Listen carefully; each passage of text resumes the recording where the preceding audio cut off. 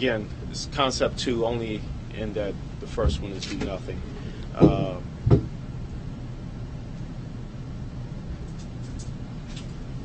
And then concept 3, escape from the city. This one, disperse visitor programs, activities, provide more contemplative experience. Again, I think the focus here is mainly on the nature center. But it does have, there are site improvements and enhancements at the other 2 areas as well. And the green campus, now, and it's kind of deceiving. We want all of them to be sustainable, and someone actually pointed out at, I think it was the stakeholders meeting, that the green campus actually has more impervious surface, which, so again, this is the opportunity to comment, take a look at it, provide your input, because we really do value it. This is not just to protect park resources, but, again, we want to improve and enhance the visitor's experience. This is a project schedule. We're off a little bit only because we've kind of delayed or extended the comment period. But for the most part, it's still valid. And there's a website, the Pepsi website, where you can go online and provide your comments. Did you bring comment cards tonight? I did not. I'm sorry about that. But again, the best way, to provide your comments is on the Pepsi website. Yeah.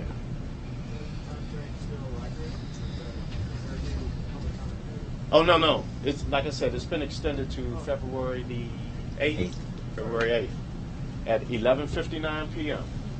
Okay. I'll leave that up so people can see it. Yes. Okay, thank you. Thank you for that quick overview. It's helpful. Why don't we open it up to comments, questions from the commissioners first, and then we'll ask the rest of the community. So, yeah, you want to start? Sure. Yep. Thanks for coming. No problem. It's great to learn a little bit more about the project, and I know a lot of people in the community are looking forward to the meeting on the 25th as well. Mm-hmm. So it's kind of a long-winded question, so bear with me. But I think everybody up here recognizes the need to get rid of your backlog of maintenance, do some very necessary upgrades to the park, and things like that. We do have a couple of concerns, specifically about concepts 3 and 4. Mm-hmm. And basically, looking at some of the documentation that Rock Creek was founded on to really preserve the park in its natural condition as much as possible. Mm-hmm. And then also, looking at the general management plan that talks about improvements to the park should be done generally by retaining the current uses of that. We talked with some of the birders and some of the horse, the users of the horse facilities. Horse center. Yeah, the horse center. And they pointed out a few things, and I'm not going to go into one-on-one. We have a letter, we'll offer comment ourselves, but I'm just wondering, how the NPS kind of meshes those standards that I just talked about at the beginning of it with things where for instance the impervious increase in impervious services that you talked about, the new programming for maybe weddings or larger events that could decrease the use of the nature center or also perhaps bother some of the birds that come around and things like that.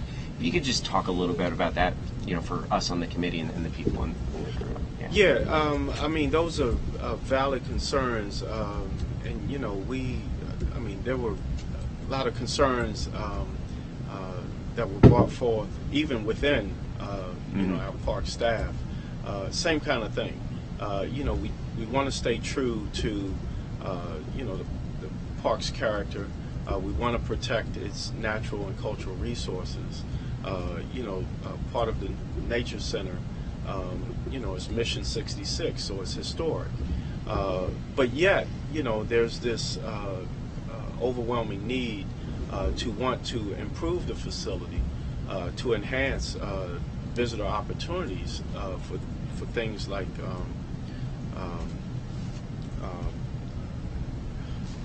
I'm sorry, I'm just so tired. You know, for programs, for space within the building. You know, right now there's an auditorium in the basement, and it's, you know, we want to make it accessible for different types of activities. We'd like to see a classroom. You know, there's even within one of the concepts, you know, an outdoor classroom. You know, and then of course the my goodness, I can't with the stars and the planetarium. I gotta get more rest. It's all good. Yes, the planetarium. You know, really nice concepts related to the planetarium. That I mean, you know, it's nice now, but some of the concepts that we looked at with the stadium-style seating and just more space. I mean, really interesting. And you know, again, the focus is to not just improve the facilities, but we want to improve the visitor experience, and you know, in such a way that it doesn't conflict with our values within the park. So, I mean, you know, again, I keep circling back to that's the reason why we, you know, comments are so valuable. We really had a very productive session with stakeholders where they came in and they kind of tore us apart. And it was great. I mean, they gave us a lot of good feedback, and we want that from the public as well. Thanks. Do you have any comments, questions? No. Just something quick. Yes, ma'am. You talked about these options 1 and 2, as in do nothing and fix it. And then you gave this entire list of things that were common to all of the options. It sounded like that list of things that were common were a lot more than do nothing or fix it. It sounded like that there were a lot of new things that were going to be built and done. And Well, and that might be a little bit misleading because, you know, do nothing, of course, it's not going to be common. The list of common to all is really for alternatives 1, 2, and 3, not the 2, 3, and 4. Well, yes, numerically that's correct. 2, Okay. 3, and 4. So the fix-it option, it sounds like, Andrea, includes a lot of stuff that's common to all. Which, is that your point, that the fix-it option sounded like they were just going to repair and sustain what they No, have? but look at that list. Yeah, the There was a common- lot No, more I know, than I know. fix in there. I know, There was that's a lot more than right.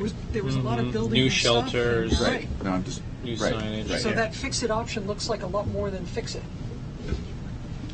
I don't think so.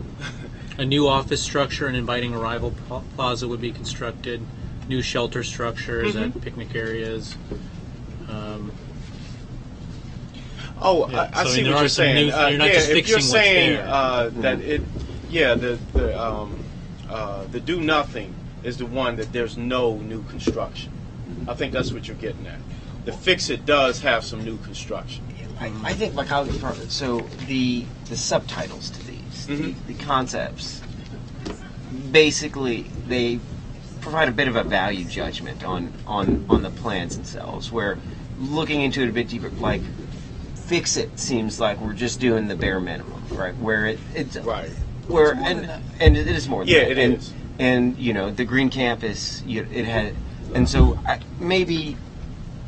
You know, limiting that sort of use in future materials could, you know, And we fully expect that, Yeah. you know, it's going to change. Yeah.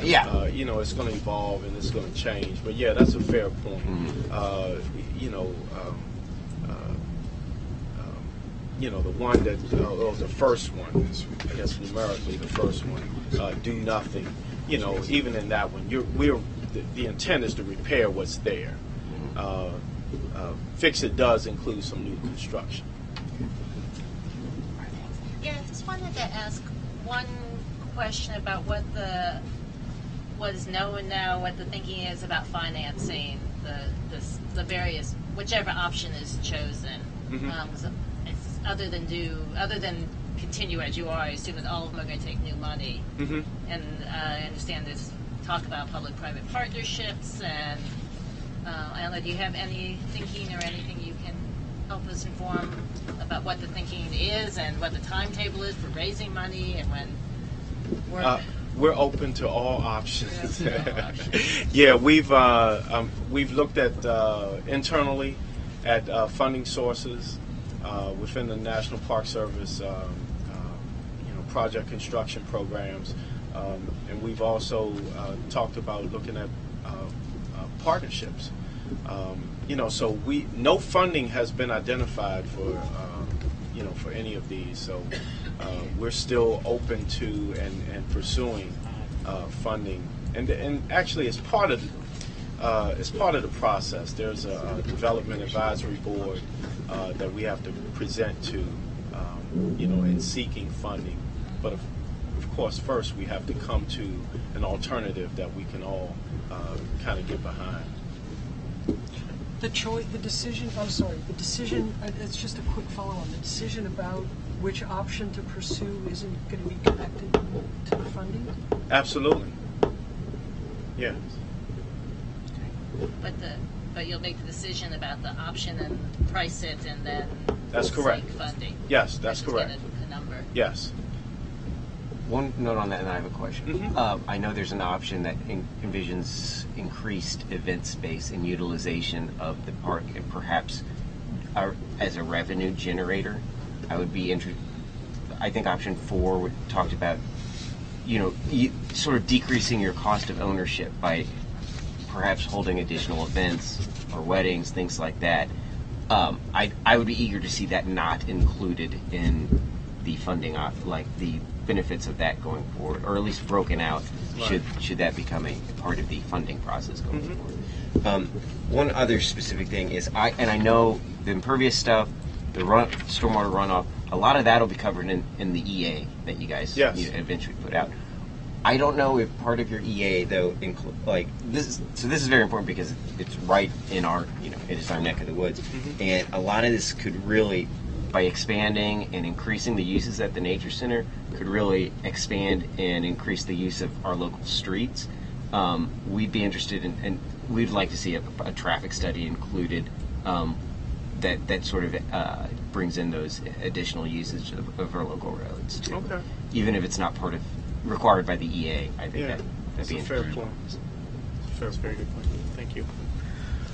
Okay, let me turn it over to the community and ask if there's anybody who'd like to make a comment or have a question.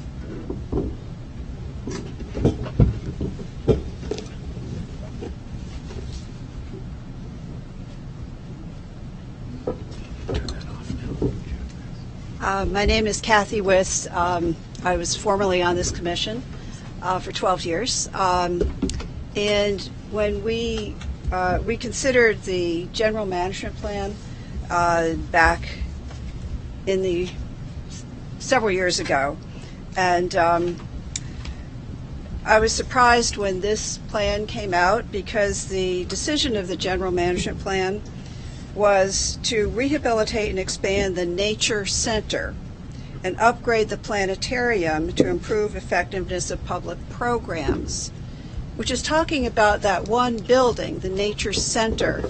But this is called, it is just a little bit of flip here, the Nature Center Complex, which was not what was contemplated in the general management plan.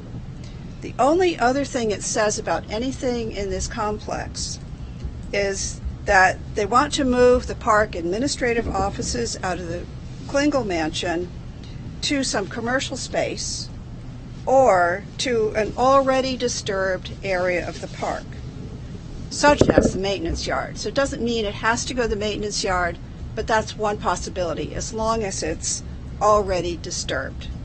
And in this case, in Concept 4, the part that they want, which is the green campus, they actually want to build the administrative offices and a large new parking lot on Forest. So I started thinking about what would happen under these plans. And I have to say, I bird in the park, not as frequently as a whole lot of other people. There is this group. Sometimes there are dozens of people out there really early in the morning before I'm really ready to be there. They get out there. They take all the parking places. Sometimes you can't get a parking place. And they're all out there. And the reason they're there is this incredible wealth of birds that you do not see down in the neighborhoods. That's because there are all these migrating warblers and vireos and cuckoos and all kinds of things that are flying up from South America. And if you've ever been on an airplane, you know how when you're looking down, you see all those lighted areas, and then there's some nice green areas. This is at night. Well, there's zeroing in on Rock Creek Park. That's the green oasis in the city. And they all fly at night. So the people that get out there at dawn, they're the ones that see those birds when they're first waking up and getting ready to eat.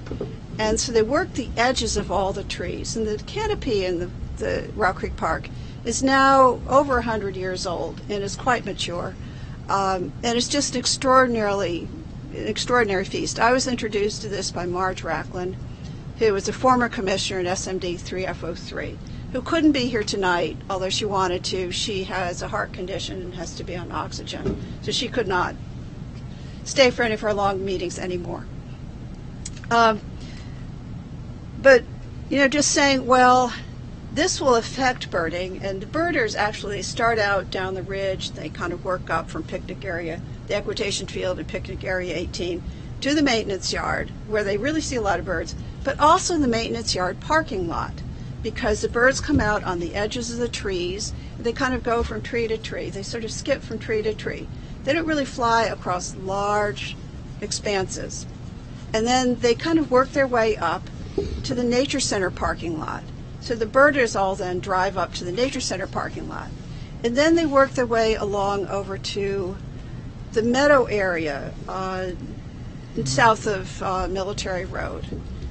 And they can see different birds in that meadow area because those are meadow-type birds. A lot are forest-type birds. And just to give you an idea of what's going on here. So the whole complex, as it's now being called, is used by birds and enjoyed by birders. But just saying, well, please don't touch the trees because they're used by birds, I began to wonder, well, what is really happening under each of these plans? And I've basically taken the weekend to try to compute how many acres will be affected this way and that way. So basically, concept 4 has 4 times as much impervious surface as right now. And there are various gradations. Concept 2, which is fix it, actually does have more impervious surface, and so on. But I also wanted to try to figure out how much forest will be lost, which is a much harder calculation. But I did try to calculate it. So under the so-called green alternative, you lose at least 4 acres of forest. But that's not including some of the trees that would have to be removed in order to build buildings. And it's not including how many trees would be removed for new walkways and sidewalks, or the canopy walkways, which were supposed to be put in for birders, but I haven't talked to any birders that think this is a good idea. First of all, birds don't come to structures. You're sort of out there in the woods with no structure. They don't notice people, so you can really bird. When you think about duck hunters, they're not standing out there. Hey, duck, come here. They're in a blind. So putting it walkways would be ineffective. There are also very steep ravines where they would go. So you'd have to take down all the trees to put these in. And what else would that do? Demonstration gardens. They would be taking out trees to put in gardens. Stormwater management devices. They take up a lot of room. So we don't know what they're going to be, but that could take up a lot more forest. So yesterday I went and I took a look because I really like this forest. There are a lot of wonderful trees that you don't necessarily see in the neighborhood. I came across one really big white oak, and I measured it at 11 feet in circumference. That means 42 inches in diameter. That is a big tree. That would be affected under concepts 2, 3, and 4. 3 and 4, it would be cut down for a food truck plaza. But even in concept 2, a new office structure would compromise its extensive roots. There are other things that I've listed here. I'll give you all copies. In fact, I should do that now. And have you can also put this into their website, these comments into the NPS website. Right? Oh, yes, I will. But just to give you an idea of what... I also found that there would have to be extensive regrading. There's one very big ravine between the existing riding ring and... It's where they would put in a second riding ring in Concept 4. It's primarily Concept 4 where that would be regraded. And they would then have to fill in this very large ravine. And there may also be other regrading. But that would change the hydrology. Right in that area is an ephemeral stream. It doesn't always have water in it. But I went out there this afternoon because it was raining, and it does have water. So it flows. So if you want to pass my phone around, I have no other way of getting this. There it is. That's a flowing stream. So effectively, you'd be covering over this whole ravine and the stream and burying it. The wooded area west of the indoor riding ring harbors a wetland, a vernal pool, which would be covered by the new riding ring. There's another ephemeral stream near the maintenance yard. Could be compromised by the canopy walkway. There may be seeps and springs in the area, and I'm raising this because change in surface flow can change the course of seeps and springs. And DC's only endemic endangered animal, the Hayes Spring amphipod, which has been found at the National Zoo, lives in seeps and springs in Rock Creek Park, as do several other types of invertebrates. There would also be loss of forest-dwelling animals. I mentioned the birds, both that nest there and forage there on their migration. But there are bats. There's a long-eared bat that has been found in this area. They're on the threatened species list. And again, increase in impervious surface. So what I would like to ask is that the Park Service actually do an environmental impact study, not just an environmental assessment, because all of these changes were not considered back in the general management plan.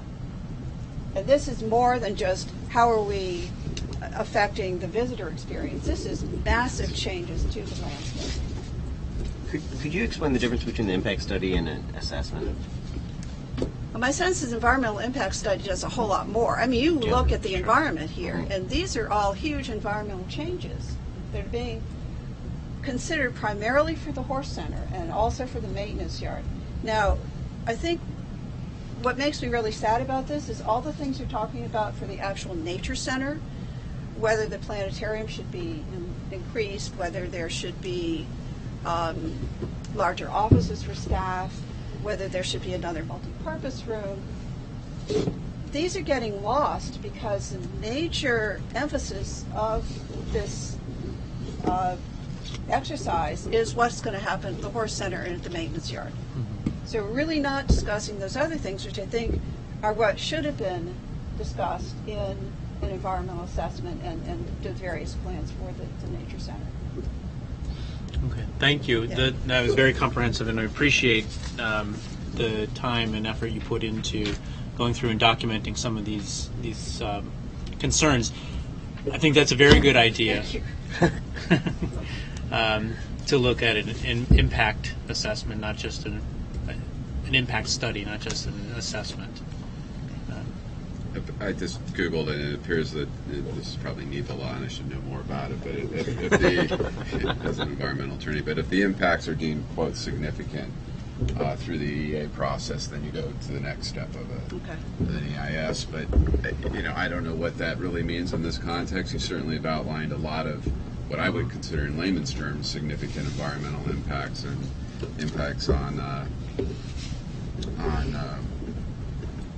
sort of the topography and the hydrology and certainly the bird life. So I think we should take another look at that, and if we think it's meets the legal definition of significant, then we should support that. Good. Thank you. Are there any other comments on the presentation tonight? Let me also just ask real quickly. I'm sorry.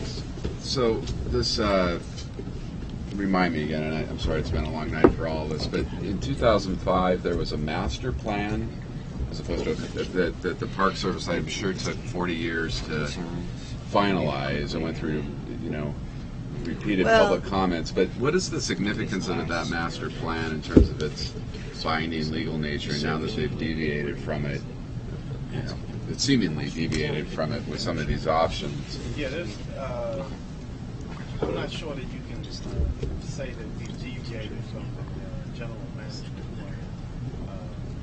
In fact, I think in some ways enhanced the general management plan. And I really have no argument with anything that she said. Under the recurring themes that we've got from not just the public comments, but also from staff, is no trees. Don't they speak for the trees? Don't take out any forest area. So again, I keep saying this. It's the reason why we really do want the public's comment. I'm encouraged that it, and those were my words, and that's certainly not hers, but I was under the impression that, take for example, if the park headquarters are relocated to the maintenance yard, it would be on the maintenance existing yard footprint. But if there are an additional 4 acres potentially cut down under some of these options, are those 4 acres envisioned as being part of a master plan that they would be lost? Part of the general management Right. plan? Right. Would you come up to the microphone, Frank, so we're sure that people can hear? See, as she stated, it really doesn't specifically address, the loss of 4 acres, for example. Right.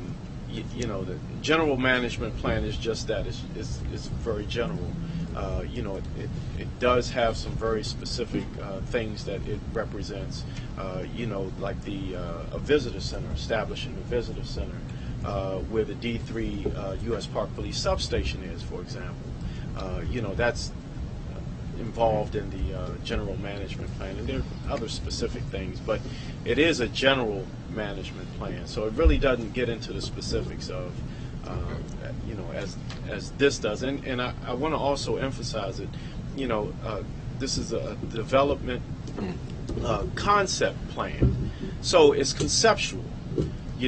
This isn't, you got into some very detailed, specifics that I think have to be assumed, when you look at these. And, it's a concept. And so, we want to refine that concept. We want to be able to take the public's input, and try and come to a concept that we can all agree that, it improves the facilities, it improves the visitors' enjoyment, and doesn't adversely affect,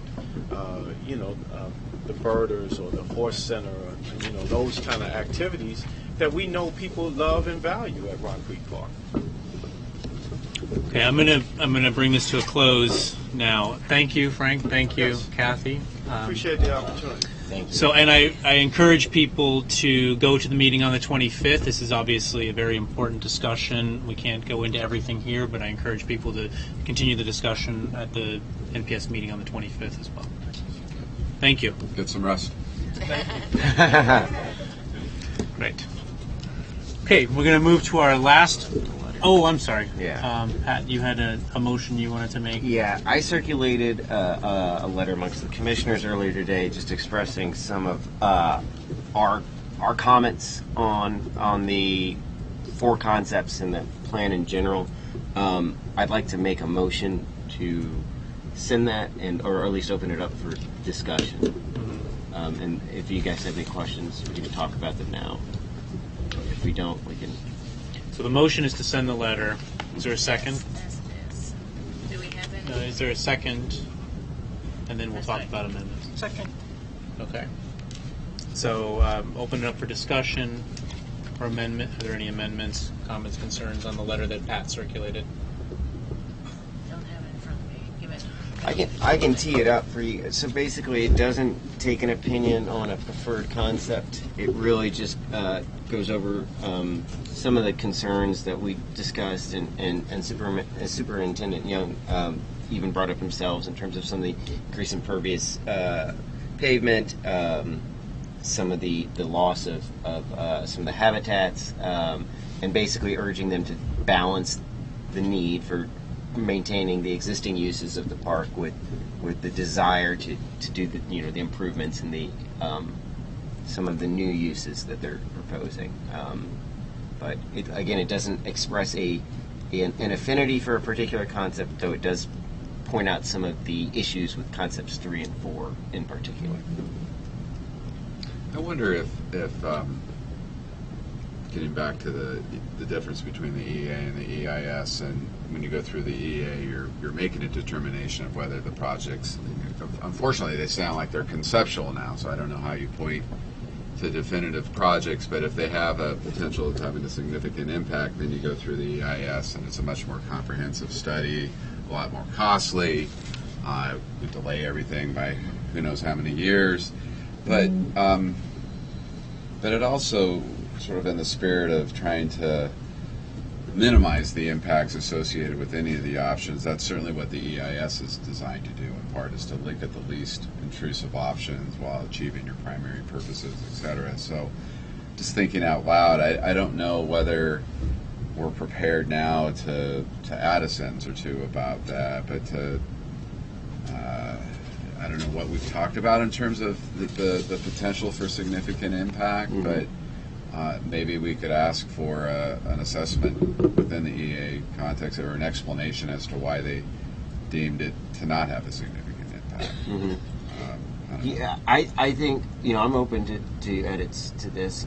I think a sentence like, I would be wary of calling for an EIS from the beginning. Right. I don't know everything that Right. comes with It's a it. huge step, yeah. But I think having a sentence explaining, just asking them to explain why or why not an EIS was either recommended or deemed unnecessary after the EA is presented would be appropriate. Right. And Leo, I think we could reserve the right to read the EA ourselves, and at that time issue a second letter saying we disagree. We think you should do an EIS, but a sentence specifically saying. The EA should be public. Okay, make the a sentence saying the EA should be public, and an explanation in support or of the whatever decision is made regarding an EIS should be provided within that. Does that work? Okay. Can I add that language to the spirit of that, or do we need to figure out the exact wording of that right now? You can add it to the spirit. I'm available. All right. If you want to talk about That'd be it for a helpful. little bit in terms of the Yeah. responsive type stuff or whatever. Okay.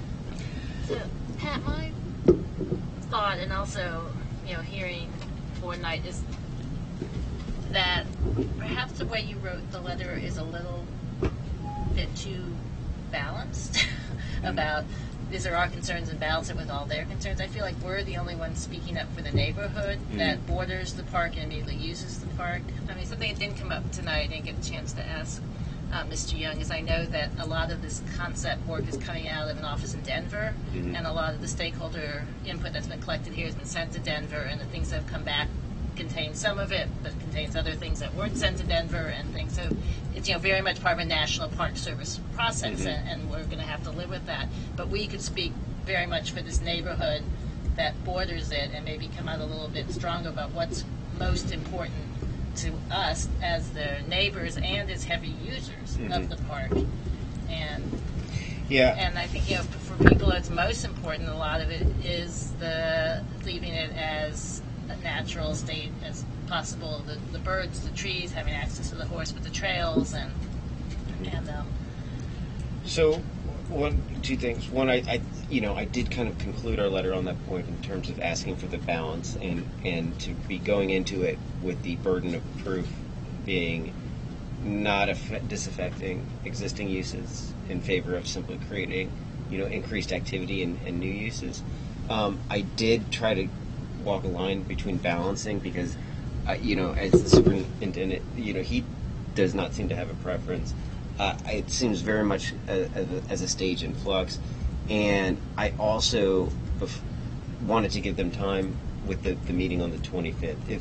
If there was a secondary chance to comment, unfortunately, this is our only chance to vote on it, and until that public meeting occurred, I just didn't feel comfortable going too far one way or the other. I did feel that the letter clearly states some very specific problems with it without also giving us a chance to ask everyone in the community what their desire is for the park. Well, I think without stating a preference for one of the options, maybe just look at the intro again and saying as the ANC that borders it, as a resident, as an area that has heavy users, these are what's important to us. And then I think the bullets probably are good. Okay, I'd be open to additional language in that intro if you could help me draft that. Okay.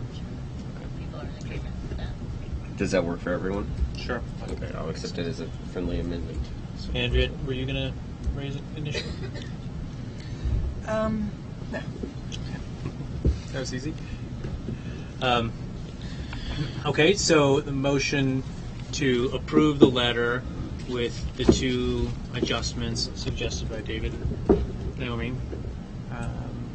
All in favor? Aye. Opposed? None? Passes 7-0. Okay, thank you. So now we move on to the last item, Thanks, Pat. the last major item on our agenda, which is a discussion of 3101 Albemarle Street, the Historic Preservation Review Board application. So Marjorie Scher will introduce the topic for us. We don't have anything to vote on tonight. Exactly. It's just to introduce the application and the significance of this particular Yes, property. and I'm feeling like I have to be very perky, like we have to do a group stretch or something now. Yeah. So I'm Marjorie Scher. I live on Albemarle Street, just 2 doors down from 3101, which is the topic of this evening. And I want to say a couple of things about it. Tonight we're really focusing on historic preservation, and Jane is going to talk about the larger context for the project. But I want to point out that this really began with the neighborhood. It's a neighborhood project. I got a call from a former ANC commissioner saying, can you check out what's going on this property, and could you delve into it? And neighbors were calling and saying, can you see what you can do about keeping the house, and look at the beautiful trees? And so the neighbors got together, and Jane and I partnered, and Jane is a former ANC commissioner, and we brought in PG Godfrey, who is about to purchase the property. PG is a neighbor down on Audubon Terrace, down on Albemarle Street, and the reason we went to him is because he has purchased properties around his own home to preserve them and give them the best next life. So I just want to emphasize that it's a neighborhood project. And when we went to talk to the city, they were very excited about this, because not only on the substance, but also because it was neighbors trying to do something for the neighborhood. So, and I want to say, too, that with the historic preservation, and I want to talk about the substance of it, we have submitted an application for historic preservation. And apart from whatever else happens on this property, the historic preservation piece is really important for this property. And the more we delved into it, and we did a very deep dive, and we're still doing a dive into it, the more we believe and fully believe that it has great merit. It has integrity because of the person who lived there and because of the events that happened there. More specifically, the former Polish ambassador, Romuald Spazowski, was the highest-ranking communist who have ever defected to the West. And he was extremely instrumental not only in the democracy in Poland, but also having a great influence on Ronald Reagan and his policy towards Poland, which then had an effect on bringing down the Iron Curtain and the fall of the Berlin Wall. And we now have a researcher at Hoover Institution at Stanford, which is the world's leading archive on the Cold War, researching this, and the documentation just keeps surfacing. So about the House, Spazowski was a diplomat in 5 countries, and he was foreign minister. And in 1978, he came to the United States, and it was his second time as ambassador from Poland to the U.S. And he felt when he came here that he was living at the embassy on 16th Street, and he felt he knew he was being spied upon, that everything he was saying was then going back to the KGB. So he and his wife then looked for a residence. The residence was 3101 Albemarle Street. The Polish government bought the house in 1979, and the Spazowskis lived in it until he defected 6 days before Christmas, 1981. And the reason he defected was because he had grown up a communist. His mother had his father had fought the Nazis. His father had killed himself because he didn't want to be killed by the Nazis. His mother had hidden Jewish people in their house right outside of the Warsaw Ghetto. We know of people who were hidden in that house. So he came from that life of being very outspoken and really caring about people. And he saw that his own country was being persecuted, and that a heavy hand of the Soviet Union was coming down. And this was during the time of the rise of Lech Walesa. And so that when martial law was imposed, that was the last straw for him. So he called up the State Department and he said, "My family wants to defect. Can you come and protect us before the Soviets come?" Now, if you look at the document, we created a fact sheet, and at the back of the fact sheet are some photographs with captions, and you can see that is everybody too tired to turn the page? But you can see on this at the top that what he was looking at. So they were in this house. It was the site not only of meetings, diplomatic dinners, but also his defection. He kept, throughout his time, he kept a diplomatic diary in code. It was hidden inside the bedroom, in a safe in the bedroom. It was the thing he most wanted to get out. After he called the State Department and said, "Please come get us," he put down the phone and said, "Somebody's going to come get us in a few minutes. We have to pack." The first thing he went for was the diplomatic diary, which he did get, which then turned into a 700-page autobiography. But this is the house, for any of you who don't know it. It borders on 32nd Street and Albemarle. He not only, say just a couple more things about him, because they were so suspicious and because they were concerned about being spied upon, they did all their own, Wanda Spazowski did all her own cooking for the diplomatic dinners. They acted as their own architects and contractors for any work that they did on the house. So this very large addition that's on the rear of the house facing Appleton, they designed and had put on. They brought over Polish workers to construct it. So he's been honored at the Kennedy Center. There was an evening that the Doles gave him. He's got archives in the Reagan Library, which are now being researched, the National Archives, the Holocaust Museum, the FBI files. We've gone into all of this and unearthed it. So the last thing I want to say is that because now of everything that's in the news, and because time has passed since Ronald Reagan and more information is being uncovered about the Cold War, that there is more being shown about the effect and the impact that our friend Spazowski had on the end of the Cold War and the influence that he had on Ronald Reagan, his administration, and the bringing down of the Iron Curtain and the Berlin Wall. So when he was taken into, when he put down the phone, he was taken into custody. There were FBI agents at his house. There were D.C. police at his house. He left the house at 8 p.m., and I just want to read one thing from his autobiography that I think is very profound. It was close to 8 o'clock when we finally set foot outside. We rolled down the hill. This is in the FBI car. Behind us was a stone house. It was ablaze with an unnatural light.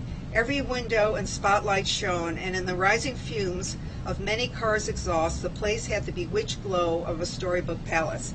As it grew smaller in the distance, I realized that we were truly leaving Poland behind. I took Wanda's hand, his wife. We were both trembling. After that, he was taken to a safe house. From that, he lived in safe houses for many years, apartments in between. But within 2 days, the next day, he was then taken in another caravan to the State Department where he gave an address to the world about what he had done and what was really going on in Poland and the impact that it was having. Reagan was so profoundly impressed by what he did, he invited him to the Oval Office 2 days later, and there's photographs in here, where you'll see him sitting with Bush and Haig and the administration. And then Reagan changed his Christmas message, which was going to be a holiday message, to focus on Poland. And that was the beginning of the impact. So I leave this with you, and because it talks about before the defection, during the defection, and afterwards. And we really want to engage you. We want you to think about this, because the more the neighbors are coming together and talking about this, the better the project gets. Jay? Thank you. And how can people get in touch with you if they have questions or comments? Through email, which you have. I know how to get in touch with you. You know how to get in touch. Okay. Marjorie Share at mlshare.com. No, Marjorie at mlshare.com is the better way.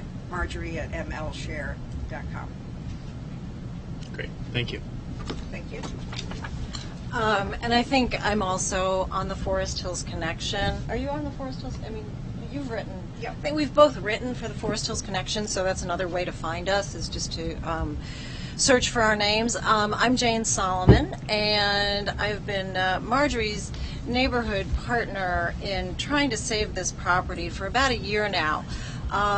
I also happen to be the president of the Forest Hills Neighborhood Alliance. The Alliance is a 501c3 whose mission is basically historic preservation, education, focused on Forest Hills. And we have in the past sponsored 2 other historic preservation applications, one for the Owl's Nest across from the Chesapeake Park Playground, and one for 3020 Albemarle, which is, oddly enough, directly across the street from this house. Obviously, you all know the property. If you've looked at the pictures, probably everybody knows this property. We, certainly on that side of Connecticut Avenue and that part of Forest Hills, we really consider that the gateway to our neighborhood. And it also happens to be located directly across from Soapstone Valley. As Marjorie said, you know, this was Polish soil. It actually still is Polish soil and will be for about another week when the property changes hands. And when we became involved, it had been on the market for over a year at the, full tear-down development crazy price of about $3.5 million. Now, no single family was looking at this as a single family home. It was priced too high. Others have actually, even developer types, have looked at it to say, could we possibly fix this up as a single family home? And everyone determined by that time you have a $6 million home a block off Connecticut Avenue next to an apartment building. No one's going to pay $6 million for that. It was simply priced too high. So what became clear was that development on this property, which is just over an acre, was inevitable. And so when we got involved a year ago, we started looking into any possible way that we could bring about a different outcome. 4 of you will remember that we spoke to the ANC almost a year ago about the tree and slope overlay, which, curiously enough, I won't go into it, but the tree and slope overlay, which does protect properties that are adjacent to the park, somehow this was left out, even though it is adjacent to Soapstone Valley. There's nothing we could do about it, but we explored that option to the fullest. And it wasn't until we contacted our neighbor, P.G. Gottfried, who, as Marjorie said, has lived here for 40 years, and he's a native. He played on this property as a kid, and he's done this sort of thing in the past. And with a week to go, we had 1 week left before the Polish representatives were going to review bids. We went to him and said, help! You know, this is a disaster in the making. We knew the developers were looking at it. We knew that they could demolish the house and, as a matter of right, build 5 or perhaps 6 houses on the property. That would have meant, given the topography, that would have meant retaining walls, all kinds of regrading, most of the trees coming down, not to mention the loss of a beautiful stone house.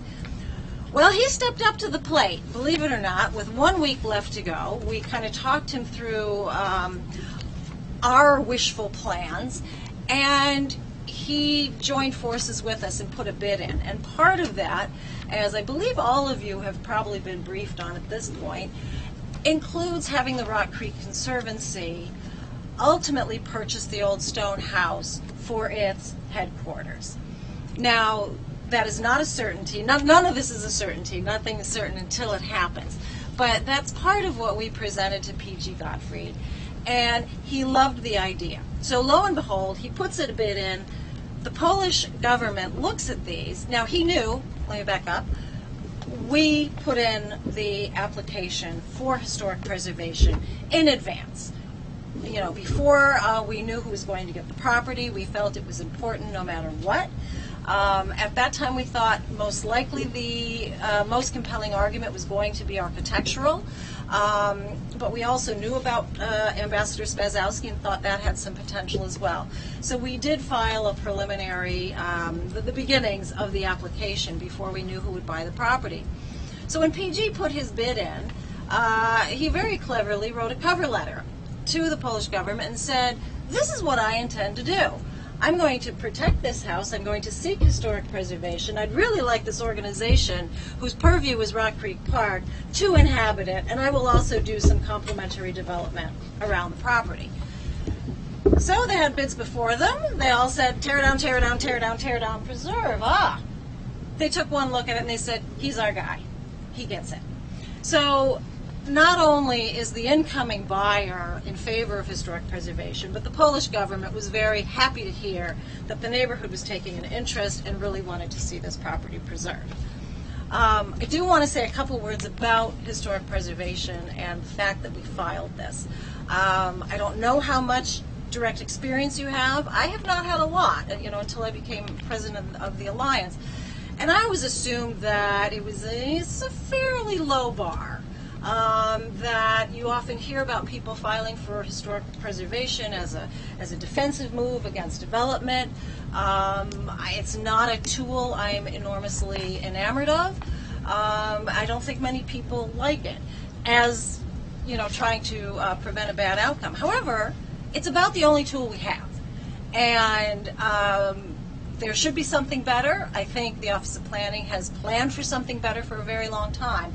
But nothing's been developed. So, faced with 6 McMansions, was I going to use this tool? Absolutely. Now, that being said, you should know that the Office of Historic Preservation, they are not pushovers. And it's actually a very difficult and rigorous process. It happens in 2 phases. First, you have to have a staff review by somebody who is in the Historic Planning Office within the Office of Planning. And these are all architectural historians. They have a lot of self-respect. Their reputations are on the line. If you don't make a convincing argument and they're not on board, they're not going to support your application. And if they don't support your application, you're going to have a very hard time when it comes to the actual review board. So it's a rigorous process. So even if people do kind of flippantly throw these things in to avoid development, they're not going to get very far. So just that word about the process itself. Now, you all know, you have all been briefed that there is more to this project and more to this property than just seeking historic preservation. And for those of you here tonight, we're hoping that this is, well, we're not hoping, this is phase one of a multi-step process. And it involves the new owner, it involves the near neighbors, Marjorie and I as the activists supporting the near neighbors, the Rock Creek Conservancy. Collectively, our goal is to not only save the house, but to preserve as much of the property as we can.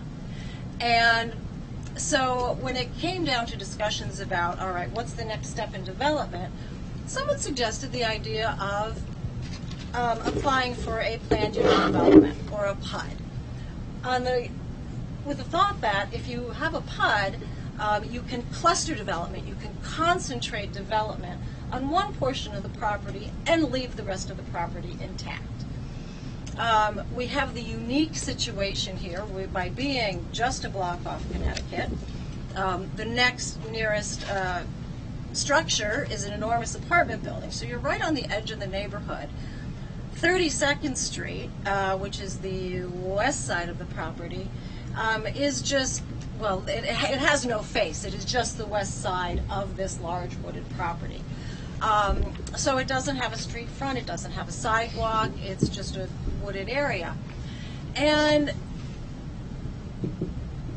the property is also divided by this very long driveway that opens on both to Appleton Street as well as Albemarle. And what it does is it sort of bisects, or it's sort of a 2/3, 1/3 division along the property. So as we looked at it, we thought, if we could cluster the development on that section that's facing 32nd Street, it's all the west side of the property, the entire rest of the property, what you see, looking up this wonderful driveway with the stone house, most of the big trees tend to be up on that hillside and up behind the house with this very steep slope that runs down towards Soapstone Valley. That could remain untouched. If the Rock Creek Conservancy does inhabit the house, they have that whole landscape to work with, to show to the neighbors, to show to DC, this is how you live next to a national park with rain gardens and what have you. So together, this is what we've been working on for many, many, many months. The plans for the PUD are in the works. We haven't seen anything yet. PG has hired an architect. He's put in a lot of hours already. I know that there are some drawings, preliminary drawings, which you will be seeing either next month or the month after that. I don't know that we know exactly. Yeah, next month, hopefully. So the point is, this is step one of a multi-step process, and there's going to be a lot of time. There needs to be enormous community review, ANC review, because a PUD in a residential neighborhood is a very unusual thing.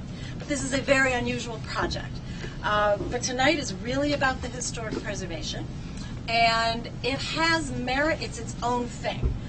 Historic preservation ultimately is going to succeed or fail on the merits of the application itself.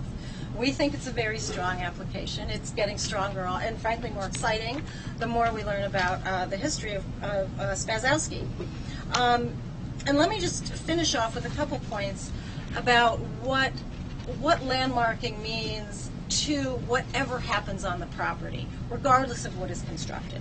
So if the property is landmarked, anything that happens, whether they're single-family homes, whether it's a shed, whether it's driveway paving, or whether it's row houses, all of that falls under the purview of Historic Preservation Office.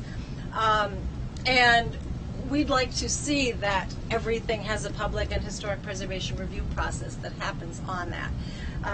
If without it, everything can be done as a matter of right. If PG Godfrey does end up building single-family homes, we certainly hope that they would be, and imagine they would be, complementary to the neighborhood, not overscaled. But this is where we only have so much control. We're working as a team, and we're working as a very happy team. But at the end of the day, he's the guy with the millions on the line, and he's going to have to do what is right, for him financially, depending how things pan out. So our interests can diverge if things don't go exactly as we hope they will go, in which case we want to make sure that house remains there, and we want to make sure that any other future construction will also have the benefit of historic preservation review. And I think that's about it. Great, thank you. Can I say one other thing, please? Sure, come on up to the microphone Oh, if I'm you would. sorry. Ellen McCarthy, who's sitting there with a scarf in the blue. Ellen has been working with us, and she is here tonight to answer any technical questions about historic preservation or planning or land use. And Ellen is the former director of planning for DC. Okay, great. So I think the idea is tonight we're just making the presentation to the community of the historic nature of the home, what the plans were for the property. If there are any questions that the commissioners have or the community have, we can do that now. And then next month we'll have a resolution in place to vote on before this application comes before the Historic Preservation Review Board. Correct. Yeah. Thank you. So tonight we're not voting on anything. We're just we're introducing it to the community, and then we're just discussing it. So with that said, are there any questions for either Marjorie or Jane?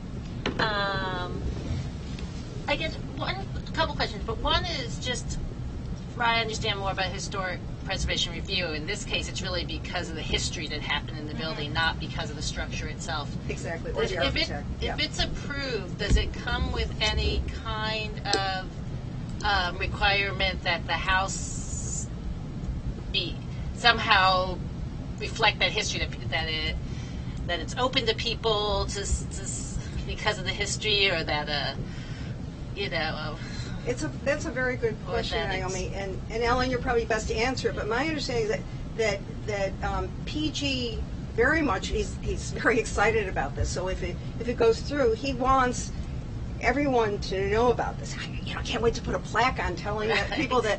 And knowing this history now, when I walk by, I really get chills. I mean, and it's worth knowing. There's no monument. There's no memorial to the Cold War in D.C. I mean, it is a very important structure. But Ellen, do you want to answer that? Is there anything that's required? Yeah, there wouldn't be a requirement for anything to be put there, but they would be interested if the owner of the building is offering to do documentation. They would advise on what the language would be, and any individual landmark that's adopted by the district to put in the district's inventory of historic landmarks is generally forwarded as well to so it will be the information about the application about it will be available through both the DC and Missouri Historic Places and the National Register. Thank you. And also, I think from previous conversations with you, I learned that if it has historic preservation review, then it's also possible for the nonprofit to go in Rock Creek Conservancy. So I know they're still working through that process. My understanding it's looking promising, but they have to figure out their finances, and they're going to lease initially. And if this maybe is beyond, I guess this is up to PG, but if they don't stay on, or it doesn't come through, do you have any sense what Plan B is? Well, Plan B, first of all, what we do know about Rock Creek Conservancy at this point is they now have signed an LOI with PG, so their board has approved going forward. It's non-binding, but it's a big deal that their board has approved going forward. Yeah.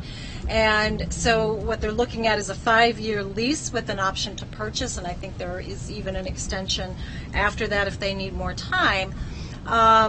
but Plan B, it's still a perfectly viable single-family home. And I think whereas the pricing of the entire property made that use prohibitive, I think with other development and on a smaller lot, you could sell that at a price point where it's just fine as a fixer-upper, as a really nice house. But, you know, one has to bear in mind, and this is why historic preservation is so important, Rock Creek Conservancy may buy it, live in it for 10 years and say, this is great, now we need a much, much bigger building, and sell it. So at that time, you still have a viable single-family home, and hopefully one that's historically protected. And just one other quick question. Right now, the property is really around the yard. The trees falling down. It's over the fence. It got sort of pushed back. It's sort of a mess. Yeah. It's a mess it's more of a mess on the outside than it is on the inside. Yeah, right. It's just amazing. It's been empty for 5 years. Right, but the public part, the people that people Yes, see walking by, Yeah. and the, you know, as you say, it's the entryway to Forest Hills, and it looks. Yeah, the like tree's been a bone of contention. Yes, it looks like a mess. Do you have any information or updates about just cleaning up the yard, getting the dead tree out of there? Sure. The fallen tree, I don't know if he's going to do it, but PG says he's going to go to settlement with $3,000 less in the check because he's going to have to pay to have the tree removed. He's asked the poles many times to take care of it. I've written to them as we at least got good we got some. I would write to them about mowing and so forth, and they'd come out and do that, but they stopped short of removing the tree. So I think once the ownership transfers, he can act pretty quickly on that. Great, thanks. So is the application for the house specifically, or the surrounding grounds as well? Okay, so, and Ellen, you just jump all over me if I get this wrong. When Ellen, why don't you come down? When you apply for a landmark, historic preservation landmarks properties.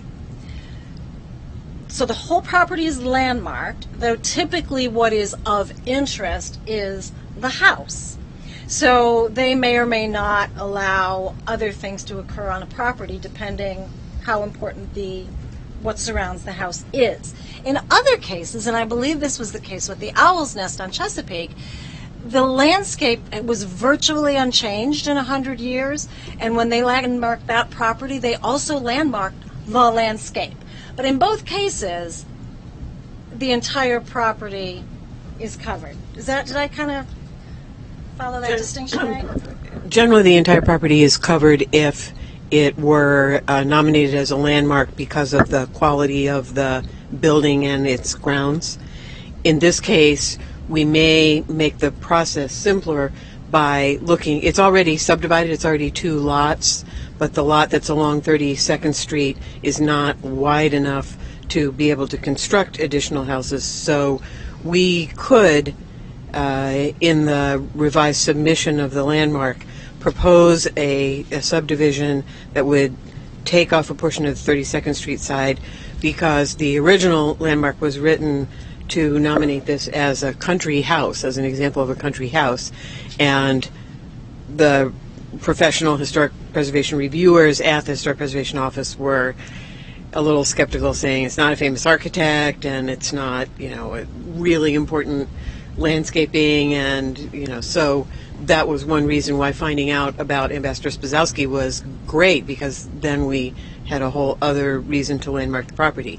So they would be more inclined to allow us to subdivide because the history is basically based in the house and in the Spazowski's use of the house.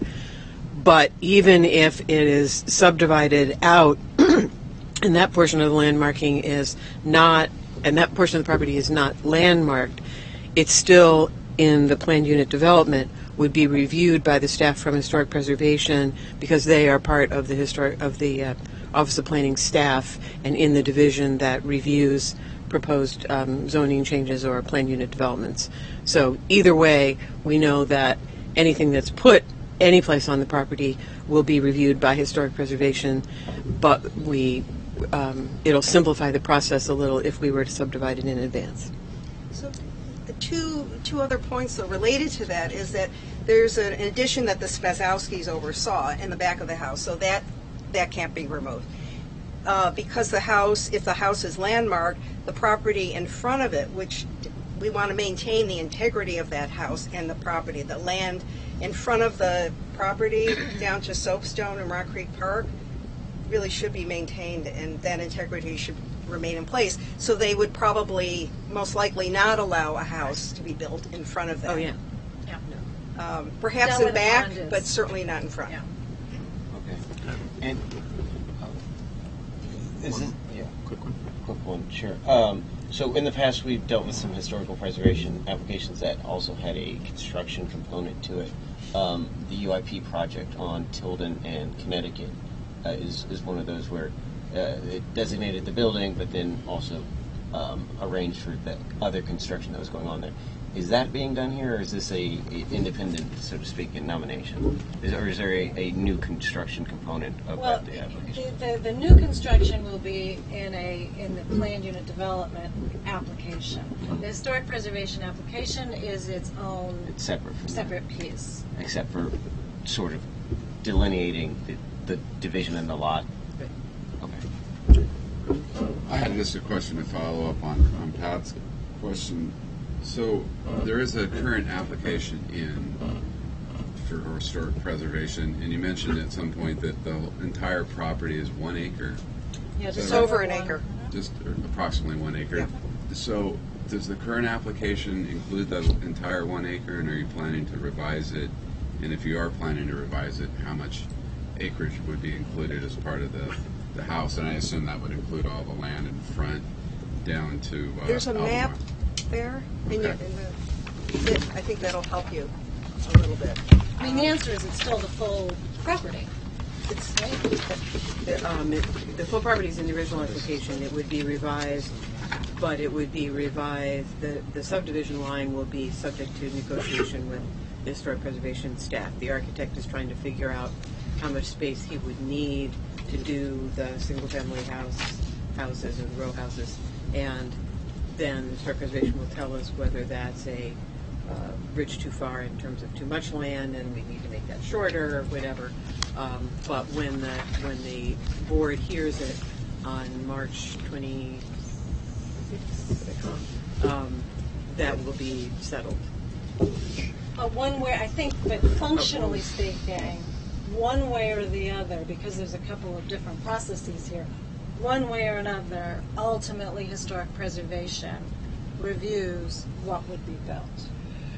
It's Right, and the ANC would also be Yes. Right. considering. yeah. Of course. And so I'm just trying to anticipate, and I know we're only talking about the historic part tonight and not the PUD or potential PUD, but I know I would like to have as much information as possible about the PUD portion, if you will, before I'm going to let my supporter pro or con against the historic part. But I don't know what that process really is in terms of getting more information in February. But it seems like it's a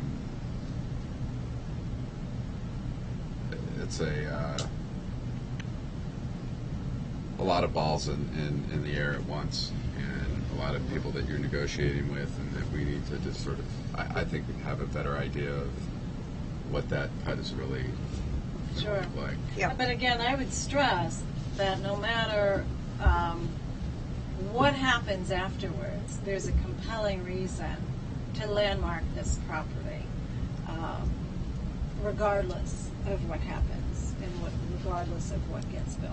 And I hope that you will consider it in that vein, knowing there's more to come, but trying your best to see it as a worthy candidate for landmarking. Another piece is that we've gone around to talk to the neighbors, especially all the neighbors within the direct vicinity, and everybody is really thrilled with it. They really want the house to remain, and they love the idea of the entire concept. I mean, everybody who we've talked to, we've sat in their living rooms and spent, sometimes 3-4 hours talking about it. Yeah, thus far so the neighbors, just technically speaking, any neighbor who is within 200 feet of any of the property in any direction has party status at the zoning commission. and to the application. So needless to say, we've been focusing our efforts, but also because they're the nearest neighbors and they're most affected. We've probably spoken with, I'm going to say all but 3 or 4 of the many, and 100% that we've discussed this with so far has completely supported the concept of both PUD and historic preservation and everything we're trying to do, which is pretty remarkable. And you're right that there are many moving parts. One of the moving parts that we haven't emphasized tonight is even if the building is landmarked and the Conservancy then has the potential ability to go into the building, it will require a special exception from either individually from the Board of Zoning Adjustment or wrapped up as part of the plan unit development. But at that point, the ANC gets to put whatever conditions they want in terms of parking spaces, hours of use, all of that. So that's one more bite that you will get at making sure that it doesn't have any adverse impacts. Okay, thank you. I want to wind this up, but before we do, I just ask if there are any comments or questions from the diehards who are still here. So the question is, how many houses would be envisioned along 32nd? I don't think that's been officially determined, but I am fairly certain the maximum number would be 8 row houses divided into groups so that the old trees that are along there are preserved. Yeah, I think the last piece I heard was sort of 2 groups of maybe 3, so that the trees could be 6 along 32nd Street. Yeah, so 6. So it'd be like basically, one house, but sort of townhouse, with the idea of. No, go ahead. Sorry. What? No, I didn't mean to cut you off. Oh, okay. So there's. Just to respond to Andrea, having discussed this before, there's some talk about now. We haven't seen what the architect is drawing, but whether I think 2 sections of 3, 1 section of 2, but maybe the 1 section of 2, rather than face 32nd, faces Albemarle. I think it's just a question of which way it faces on the corner. But basically, they're still all along 32nd Street, the west side of the property. May I just say one other thing about the PUD? The goal with the PUD is that there would be aging in place associated with it, and that there would be sort of a step down of density from the big apartment buildings to the neighborhood, because right now it's the neighborhood and the huge apartment buildings, and there's no sidewalk there. So all those amenities will be put in. The sidewalks will be put in, the trees, and heavily landscaped. And also PG is an engineering firm, of course, but looking into geothermal and with the Rock Creek Conservancy there, and their emphasis that water issues will be taken care of and that those will be state of the art. So that's the idea and that's the goal. So it's not just plunking a bunch of houses there, but it will have a benefit. It will actually look better, in my view. Thank you. Not to be a politician on this, I just want to make. One of you had mentioned that all of us had been briefed on this before. I just want to set the record that I haven't. It's true, but I've written you several times. Wow. Okay. Yeah. I have. Follow up. Yeah, so I apologize. But I would love to get together with you. Absolutely. Absolutely. Okay. And there are a couple of Okay. other people who we haven't had a chance to talk with directly also. No, I'm Well, not that's- trying to signal. I just wanted. That's why we're doing this Yes. a month early rather than Yeah, doing it. yeah. So Right. bedtime reading tonight with the No, Yeah, and that's, Okay. it's pretty cool stuff. Yeah. Okay, thank you. Well, thank thank you all you 3 of for you. adding Thank us. you. Good. Okay. So that brings us down to, I lost my agenda now. Other business. So, down to other business. Okay, so starting off with other business, we will do a quick treasurer's report. Expenditures since our last meeting, which includes some expenditures that we approved today on our consent agenda and an invoice we just received from Nelson Nygaard consulting services that we did approved some time ago, but only are just paying, is a total of $8,015.90. So I add that in because I know that sounds high, but that's a large chunk of it, $3,500, leaving our bank balance at $94,190. First time. Under six figures. Yep, first time Uh-oh. since I've been on the commission. All right. Okay, thank you. Drunken sailors.